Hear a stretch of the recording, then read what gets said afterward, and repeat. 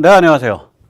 이 한국에서 지금 제작하고 있는 이 고속 상륙 부양정, 상륙 고속 부양정, 거기에 미국이랑 미 해군이랑 같이 작업을 해서 미 해군 시스템의 그 지능 시스템이 심기입니다.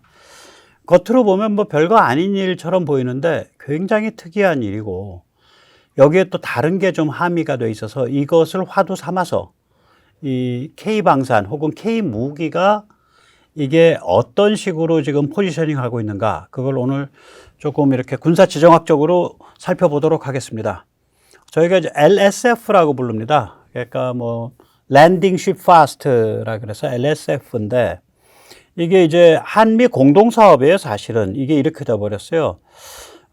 이걸 지금 저희가 LSF가 이게 지금 그 챕터가 버전이 세 번째입니다. 사업명은 LSF2인데 사실은 챕터가 3입니다. 이 챕터 3에 총 18척이 기획되고 있는데요. 이 중에 2척은 이미 진수되어 있습니다. 이 챕터 3를 위해서 2017년, 16년부터 논의를 해오다가 2018년에 정부 대 정부 계약으로 미 해군의 기술 지원이 결정됐습니다. 여기서 이제 미 해군이 제공하는 분야는 지휘, 커맨드, 제어, 컨트롤, 통신, 커뮤니케이션, 컴퓨터, 그 다음에 항행, 내비게이션, 그래서 C4N이라고 불립니다. 이걸 이제 뭐랑 비슷하냐? 자동차의 전장 전체, 자동차에 엄청난 그 전선 막 들어가잖아요. 그리고 거기를 전선 들어가고 통신선 들어가고 전자 제어 지능이 다 붙죠. 이제 고급차 같으면 어마무시하죠, 그게.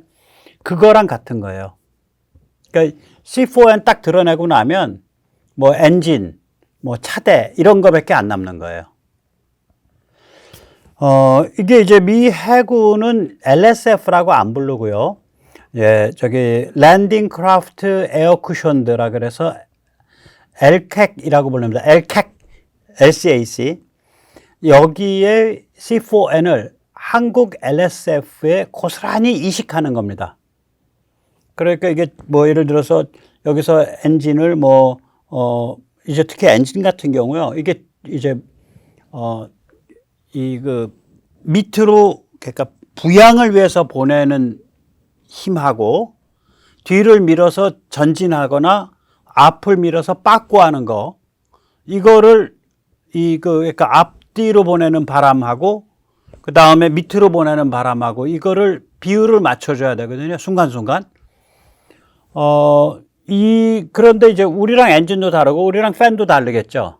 그러니까 우리 쪽 그 하드웨어 그 컴포넌트들, 그 구성 요소들을 미국이 개발한 지능 시스템에다가 전부 다시 연결하는 작업이에요. 그러면서 업그레이드 하는 작업이에요. 그리고 아마 소스 코드를 줄 겁니다. 저희가 그걸 메인테너스 해야 되니까. 즉, 다시 말하자면 이 작업의 의미는 뭐냐면 실제적 결과물은 뭐가 나오냐. 한미 간에 그 고속 부양정 제어 시스템, 고속 부양정의 C4N 시스템을 공동으로 소유하고 공동으로 진화시켜 나가는 그 체제가 만들어지고 있는 거예요. 이게 지금. 좀 어마무시하죠? 그럴 수밖에 없는 게 미국 입장에서도 이게 없으면 안 되지만 이게 뭐 상시적으로 사용되는 물건이 아니거든요. 미국이 한 100척 갖고 있습니다. 그리고 이제 평소에는 아마 우리도 그런데 평소에는 굉장히 숙련된 이제 하사관들, 이런 사람들이 한 척당 너댓 명 배정돼 있어요, 이게. 그래서 그 사람들이 운전도 하고 정비도 하고 평소에 계속 정비해요. 그래서 이 사람들은 오히려 이게 장비가 밖으로 나갔을 때 편하다는 거 아니에요. 평소에 계속해서 정비하고 점검하는 게 반복되니까. 미국도 그럴 거라고요. 그러니까 이게 일종의 그 특수 장비로 보유해서 관리되고 있는 상태이기 때문에 이 장비를 유지 발전시키는 데 들어가는 그 하중을 한국과 공유하겠다, 이거가 된 거예요. 이 결정이었던 거예요. 어마무시한 일입니다. 이 장비가 이게 아무것도 아닌 장비가 아니라 이게 상륙 무기잖아요. 공격에 있어서 결정적인 무기거든요. 그래서 이걸 좀 더 알아보겠습니다. 이게 그런데 이제 예전에는 2007년, 2006년, 2005년 이때, 2004년 이때는 미국이 이걸 민감 기술로 분류를 해서 아예 이 장비 자체를 한국에 안 줄라 그랬어요. 한국에 사겠다 그랬는데 미 정부가 나서가지고 워낙 특수하니까 미 정부가 나서서 가격을 조절을 해줘야 되는데 사고 싶으면 사봐. 그래서 업체도 딱 그 이제 정부 쪽 그 시그널 읽고서 뭐 터무니없는 가격을 막 부르고 그러니까 그때 못 샀어요. 한국이 이거를 미국으로부터. 그래서 우리의 그 LSF 버전 1은 러시아제입니다. 예, 불곰 사업 때 못 받은 돈을 가지고 2005년에서 2007년 3년에 걸쳐서 러시아 하바롭스크에서 제작된 세 대를 인수했습니다. 이 무렵에 이제 미국은 상당히 비협조적이었죠. 근데 이 첫 거는 이제 말하자면 이제 그 러시아 경제 제재 이후 이제 가동이 점점 더 불편해지고 있겠죠. 그 다음에 이제 버전 2는 뭐냐면 솔개 631, 6345인데 이 러시아 인수하면서 그대로 아마 카피를 했을 거예요. 시기가 같아요. 2007년. 이때 인수라는 건 업체가 해군에 준 거를 인수라 그럽니다. 그러면 그걸 해군에서 해양에서 기동시키면서 이제 수정할 거 수정해서 현역에 이제 배치하는 걸 취역이라고 부릅니다. 인수 취역. 혹은 진수 취역. 이제 그 함정 같으면, 이제 그 전함 같으면. 그러니까 이제 그로부터 한 15년 지난 거 아니에요. 그러면 그동안 우리가 이제 기술 수준이 굉장히 올라왔죠. 버전이 달라진 거죠. 그래서 요번에 다시 만들기 시작하고 있어요. 그래서 2018년, 17년, 16년, 그러니까 문재인 정부가 아니라 그 이전에 미국과 이미 논의를 해서 미국과 같이 C4N을 공유키로 결정을 하고, 그래서 형식은 우리가 C4N 18카피를 사는 거죠. C4N을 공유하기로 결정을 하고, 그리고 나서 이제 작년부터 인수가 시작됐어요. 차례로. 작년하고 올해 차례로 한 척씩. 이게 이제 버전 3죠. 근데 그게 이제 솔개 6335, 6355, 6365, 6375. 지금 연달아 4개가 튀어나오는데, 그리고 추가로 14척이 더 튀어나오죠. 그러면 지금 이제 이게 이제 그 어마무시한 얘기인데요. 지정학적으로 이게 무슨 뜻을 가지냐? 미국이 왜 민간 기술, 이게 뭐 특별히 민감해서 민감하냐? 아니죠. 이게 상륙무기이기 때문에 민감한 걸로 친 거예요. 뭐 기술이 민감한 게 문제가 아니라. 자유진영에서 이런 대형 상륙정, 저게 이제 속도가 한 70km 뭐 이렇게 나와요. 60km, 70km 시속. 굉장히 빠르죠. 그리고 저 위에 탱크도 올라가고요. 미국 거는 우리보다 좀 더 많이 싣고요. 우리는 미국 거의 한 3분의 2 정도 싣는 것 같아요. 우리도 탱크가 올라가는 것 같아요. 정말 저런 배가 막 쏜살같이 달려서 이제 해변 위에 배까지 다 올라가니까. 그래서 저런 무기를 만드는 나라가 자유진영에선 미국하고 한국밖에 없습니다. 제가 찾아봤는데 프랑스도 저거 없고요. 영국도 자체적으로 안 만들어요. 그러니까 미국 입장에서는 이거는 그러니까 기술이 전략적인 게 아니라 기술에는 첨단이 들어가 있는 게 아니라 경험이 녹아 있죠. 상륙작전 해본 놈이 아는 거지. 그러니까 경험이 많이 녹아 있는 건데 다른 데서는 없는 건데 얘들이 이거 사가지고 북한 들어가면 어떡해. 그래가지고 미국이 끊었던 거예요. 그러다가 이 중국과 북한의 도발이 심해지니까 쉽게 말하면 북의 핵미사일 도발이 심해지니까 이게 입장을 확 바꾼 거라고 2017년, 2018년에.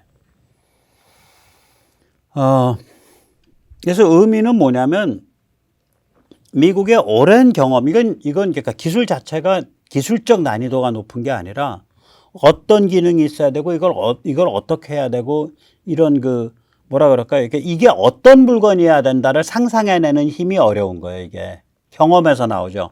경험에서 나온 이 시스템 제어 지능, 이 C4N을 한미 간에 공유한다 이거고요. 작은 차원의 의미는. 큰 차원의 의미는 뭐냐면 미국이 100대쯤 갖고 있거든요. 평소에는 운영 안 하죠. 가끔 훈련할 때만 운영하죠. 우리도 그래요. 만약에 이런 거 한번 생각해 보세요. 이 100대를 진해에 있는 미군 무슨 그 물자 보관창 같은 데다가 한 50대 갖다 놓는다든지 혹은 큐슈에 있는 미군 해군 기지에 한 50대 갖다 놓는다든지 그럼 여차했을 때 저기가 보통 한 100여 명 이상 타요. 한 대. 탱크를 싣게 되면 사람이 이제 한 몇십 명밖에 못 타고. 그러면 사람으로만 환산하면 한 100대, 한국과 미국 합쳐가지고 한 70대 동원했다 그러면 7천 명이 한꺼번에 상륙하는 거예요. 순식간에. 만약에 탱크랑 섞으면 한 1000명과 탱크 한 70대가 상륙하는 거예요, 저게. 그러니까 이 항공으로 어떤 한 지역을 쑥대밭을 내놓고 한 포로 쑥대밭 내놓고 딱 탱크 한 70대에 사람 한 1000명 딱 처음에 그 진격부대 딱 들어가서 교두보 확보해 놓고 뒤에 줄줄이 이제 본팀이 상륙하는 그런 거거든요. 그거를 여차하면 같이 하자라는 시그널이라고요, 저게. 그래서 무서운 거죠.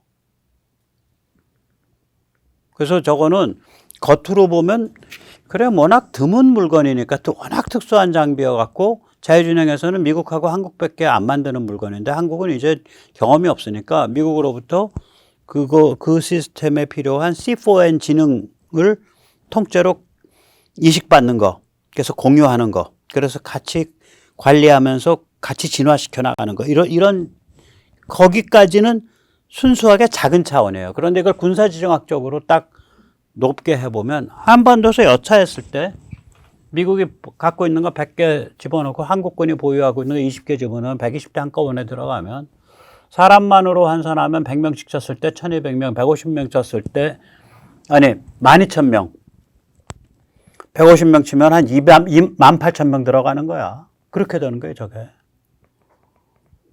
70대에 그렇죠. 네. 70대 50명씩만 들어가면 탱크 한 대씩 50명 사람 타면은 어휴 얼마가 들어가는 거야? 70대만 동원돼도 3,500명 들어가는 거 아니에요? 무시무시한 거죠. 예, 무시무시한 겁니다. 그거가 되는 거예요. 그래서 저게 야 우리가 언제 이렇게까지 왔단 말이야? 이런 생각이 드는 거죠. 여기서 잠시 세뇌 탈출 자유구독료 부탁 말씀 좀 올리겠습니다.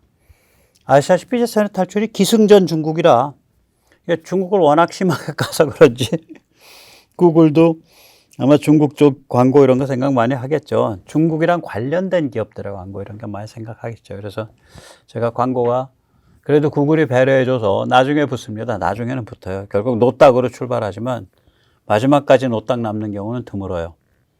근데 뭐 일주일, 2주일 지나서 붙으니까 네. 도와주시면 보다 좋은 콘텐츠로 찾아뵙는데 커다란 힘이 되겠습니다. 감사합니다. 자, 이렇게까지 왔단 말이죠. 그러니까 이게 무슨 특별히 첨단의 무기는 아닌데 또 특별히 무슨 그런 건 아닌데 의외로 굉장히 특히 한국의 지금 상황을 생각하면 여기는 지금 북한 유사시에 급변 사태 때는 상륙을 해야 되잖아요. 연안에서 출발해서 연안으로. 그러면 굉장히 중요한 물건이거든요. 한국 지금 한반도 상황에선 엄청나게 중요한 물건이죠. 그리고 저런 게 있으면 저런 게 서해나 한국에서 저거 한 7, 80대가 순식간에 동원될 수 있다. 한국이 20대, 미국이 한 5, 60대. 그러면은 중국이 잘 못 가불죠. 중국이 잘 못 가불어요. 저게 보통 한 3, 400km 그냥 가거든요. 항속거리가. 서해 건너간다는 얘기잖아요, 그냥. 자, 이런 상황인데 우리 유튜버들이나 한국 언론이 이제 그 밀리터리라는 게 이제 좀 막무가내 국뽕 기질이 있잖아요. 그러니까 이제 바깥 세상을 전부 다 적대적으로 이렇게 취급하잖아. 밀리터리 쪽 보면 우리의 영원한 숙적 일본은 일본에 무장을 하게 되면 우리가 안보가 위험해집니다. 뭐 이런 소리 막 하고 그래요. 좀 그렇죠. 네. 밑도 끝도 없이 그렇게 얘기하면 좀 곤란하죠. 아무튼 그런 식의 거니까 당연히 여기 뭐가 있어요. 미국의 갑질에 서름을 당해왔던 우리 한국의 국방이 뭐 어쩌고저쩌고 이런 얘기를 그냥 양념으로 계속 치는 거야. 양념으로. 그래서 오늘 이제 미국의 갑질에 대해서 한번 생각해 보자 이거죠. 과연 정확한 개념이냐. 일단 미국이라는 건 없잖아. 미국 하면.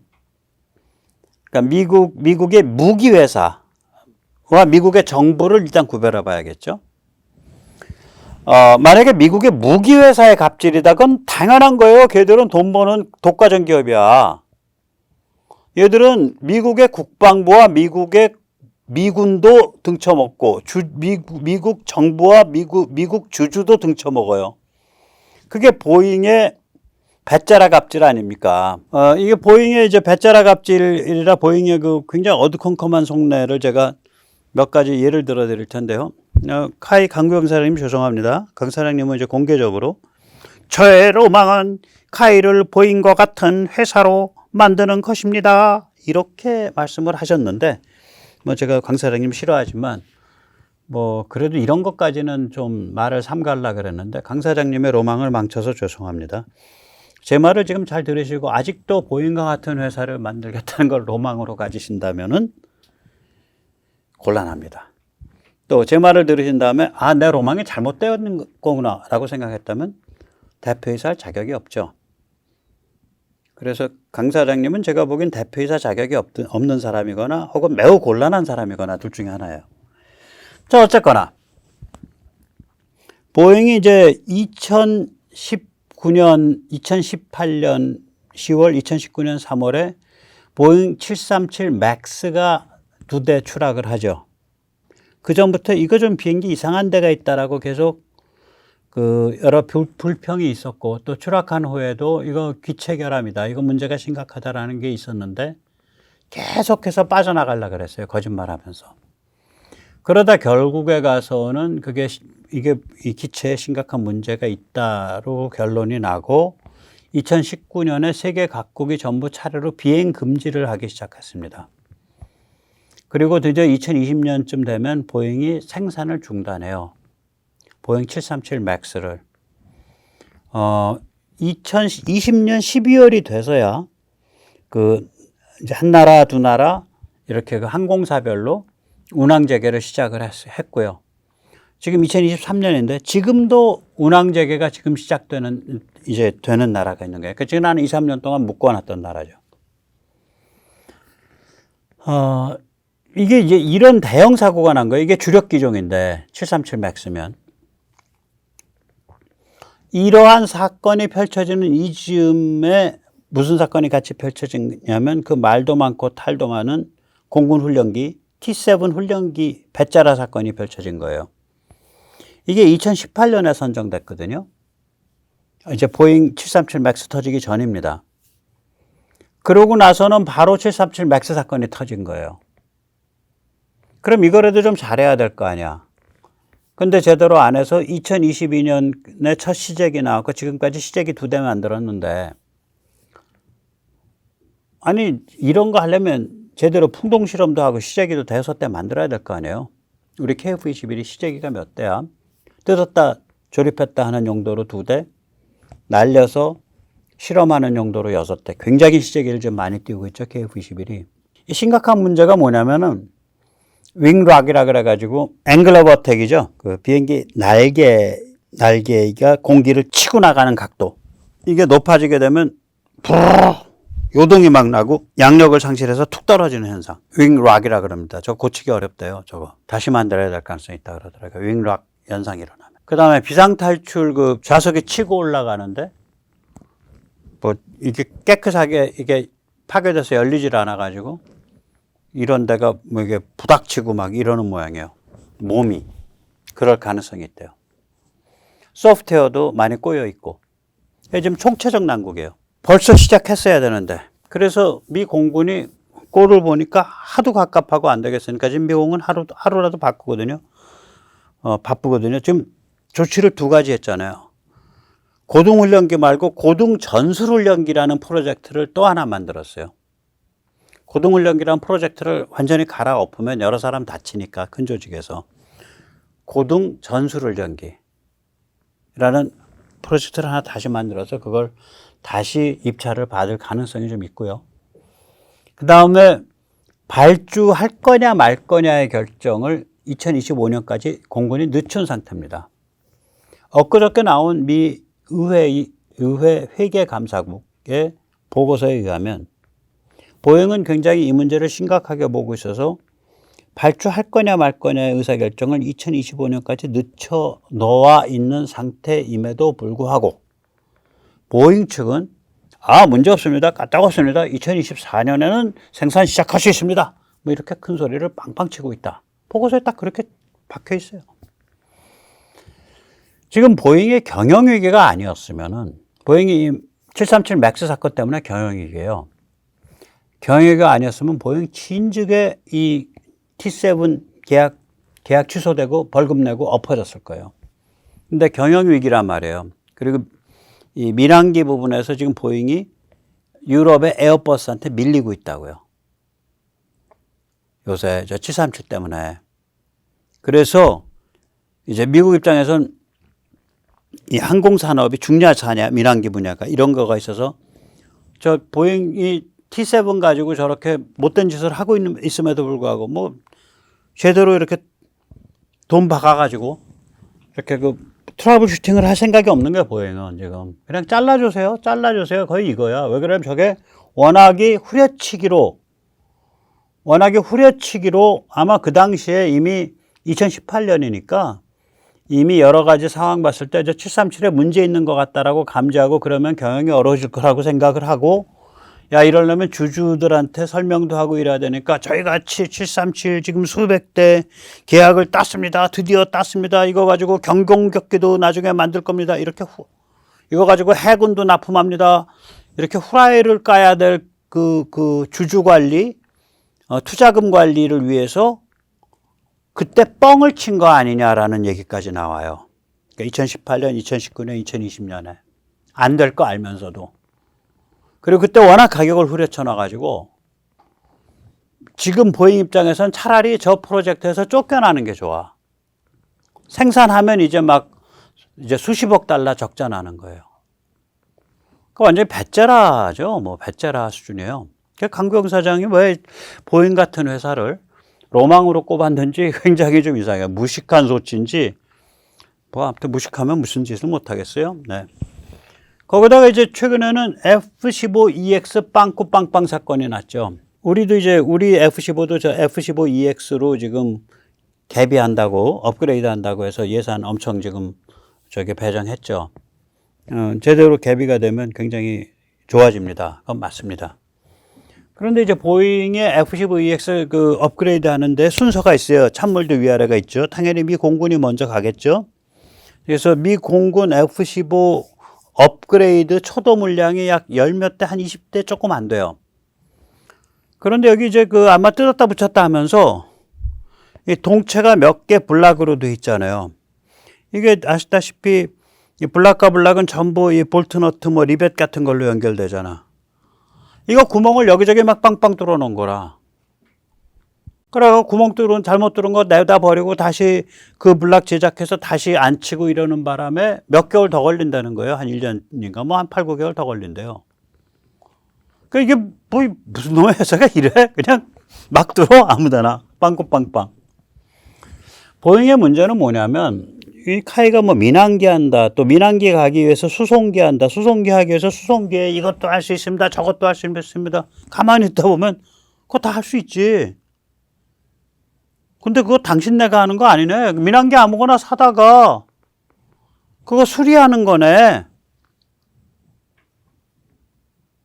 수송기가 있어야 조기경보기를 만드는 게 아니라 조기경보기의 전자장비를 구축할 수 있는 노하우가 있으면 제일 잘 빠진 민항기 사다가 거기에 조기경보기를 결합하는 조기경보기 시스템을 결합하는 사업이에요. 이런 게. 그러니까 앞뒤를 바꿔서 얘기하고 있는 거지. 그러면 그런 종류의 시스템 결합을 제일 잘하는 데는 어디냐? 대한항공이에요. 경험이 있죠. 뭐 그거를 이제 카이가 배워서 우리도 그런 그러니까 특수목적 고부가 가치 통합, 그러니까 Special Purpose Very High Added Value예요. 특수목적의 초고부가 가치 통합입니다. 그러니까 방점이 수송기에 있는 게 아니고 그 플랫폼에 있는 게 아니에요. 플랫폼은 수송기 베이스에 저게 별로 없어요. 조기경보기가 민항기 베이스예요. 조기경보기들은 대부분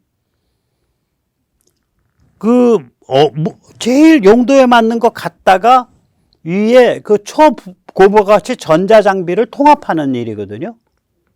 근데 이 어린애들이 이렇게 물건 보고 그거를 비행기 동체를 보잖아요. 어린애들은 이 전자장비를 보는 게 아니라 그런 국민들의 그 어린애 같은 순진함을 악용하기 위해서 저희가 수송기를 만들면 조기경보기를 만들 수 있습니다. 아니 그럼 수송기 만드는 회사는 조기경보기 다 만들어야 되네. 천만에 안 그래요. 예를 들어서요. 보잉이 어떤 종류의 특수장비를 만들면요. 그 특수장비의 전자 파트는 노스롭 그루만이나 록히드 마틴이 만들어서 넘겨주는 경우들이 있어요. 대부분 그렇게 돼요. 혹은 아예 노스롭 그루만이나 이런 데서 보잉으로부터 저거를 가져다가 아마 그게 RC-135가 그러지 않나? 보잉으로부터 민항기를 가져다가 거기에다가 이제 노스롭 그루만이나 록히드 마틴이 직접 그거를 수리해서 통합을 하죠. 그러니까 이게 다 거짓말만 막 줄레줄레 하는 거야. 그리고 UAE에 가서 수송기를 같이 공동 개발하기로 했습니다.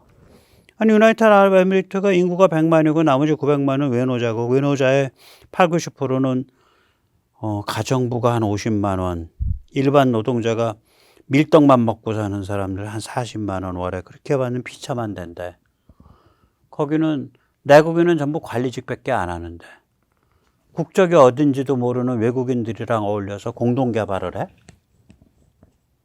우리나라의 국방 노하우를 막 전 세계적으로 갖다 뿌릴 일이 있나? 강구영 씨? 그것도 대통령이랑 같이 나가서. 거의 역적질이죠, 역적질. 좀 이렇게 어디 국정원 같은 데서 데려다가 좀 취조 좀 해봐야 돼요, 강구영 씨. 뒤도 좀 캐보고. 자, 그래서 보잉은 이 회사 정체성을 상실했습니다. 원래 민항기인데 이게 전투기를 같이 갔거든요. 이걸 맥도날드 더글라스를 인수를 했단 말이에요. 맥도날드 더글라스가 명품 많이 만들었죠. F-18 슈퍼호넷 맥도날드 더글라스 겁니다. F-15 맥도날드 더글라스 겁니다. 아파치 헬기 맥도날드 더글라스 겁니다. 그런데 맥도날드 더글라스가 그 당시 민항기 파트도 있고 뭣도 이래가지고 덩치가 컸어요. 그러니까 맥도날드 더글라스 입장에서는 지금 민항기 쪽에 사업이 큰데 이게 보잉하고 에어버스로 판이 정리돼 가니까 그러니까 에어버스의 380 프로젝트가 이제 발표된 시점이거든요. 에어버스가 이제 처음에 A300 가지고 올라섰고요. 그 다음에 A330 가지고 올라섰고요. 1992년에 그리고 1990년대 중반에 A380 프로젝트를 발표를 한 거예요. 초대형을. 그 맥도날드 더글라스가 이제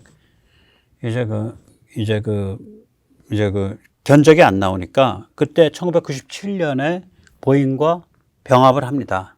둘이 합병을 하는데 그러니까 보잉이 민항기 회사도 아니고 전투기 회사도 아닌 어정쩡한 상태가 돼요. 민항기도 아니고 전투기도 아닌 맥도날드 더글라스가 민항기도 아니고 전투기도 아니거든요. 답이 안 나오니까 바로 그 이유 때문에 보잉이랑 합쳐버리니까 그 질병이 그대로 옮겨간 거야. 민항기도 아니고 전투기도 아닌 질병이. 그래가지고 보잉이 큰살림하겠다고 회사를 시애틀에서 시카고로 옮겼고요. 요새는 민항기 쪽에서 저기 아까 737 맥스 가지고 아주 그냥 개고생하고 나니까 지긋지긋해. 우리는 이제 미국 국방부랑 좀 돈 되는 거 비즈니스 해야겠어. 그래서 국방부 펜타곤 바로 옆에 버지니아 그게 알링턴인가 알렉산드리아인가 페어팩스로 옮겨요. 버지니아에 그 알링턴, 알렉산드리아, 페어팩스가 다 DC 근처의 그 위성 도시들입니다. 국방부 옆으로. 그래가지고 너 거기로 왜 옮기냐 그래가지고 세계의 큰 비행기 항공기 회사 그 다음에 항공기 리스 회사들이 보잉한테 다 항의했어요. 너 지금 회사 아이덴티티를 이상한 데로 끌고 가는 것 같아. 그래갖고 우리가 믿고 너희한테서 민항기 살 수 있냐? 이러고서 항의했다고. 이게 몇 개월 전에 벌어진 일이에요. 참고로요. 양대 전투기 회사. 그럼 이제 롱마하고 노스롭 그루만이죠. 거기는 민항기 안 하잖아요. 심지어 롱마는요. 헬기 파트도 최근에야 인수했습니다. 그게 시코르스키죠. 그래가지고 차세대 공격 정찰 헬기 파라라는 거를 접근을 하고 있죠. 그래서 이런 사정을 강구영 사장이 알고도 수송기 타령하고 무슨 KF-21 함재기 타령하고 민항기 타령을 하는 그런 그 얘기를 그냥 그게 이제 다 그 문빠스러운 그 일부 노조 이런 애들이 떠드는 소리거든요. 그 안에 그 카이 내부에 문빠파들이 떠드는 얘기예요. 그리고 바깥에서는 민주당이 떠드는 얘기고 그게 대항해군 뭐 이런 거. 거기에 손뼉 맞춰서 내가 저기에 잘 보이면은 윤석열 정부 다음에도 마르고 닳도록 카이 대표이사하고 거의 내 사유물처럼 만들겠다. 이렇게 욕심내고 있는 거 아닌가? 나는 보고 있으면은 요새 얼굴만 봐도 막 속에서 역정이 올라와요. 제가 좀 정신과 치료를 더 받아야 되나? 왜 이렇게 사람에 대한 감정이 편파적인지 몰라. 백모가. 안 좋죠?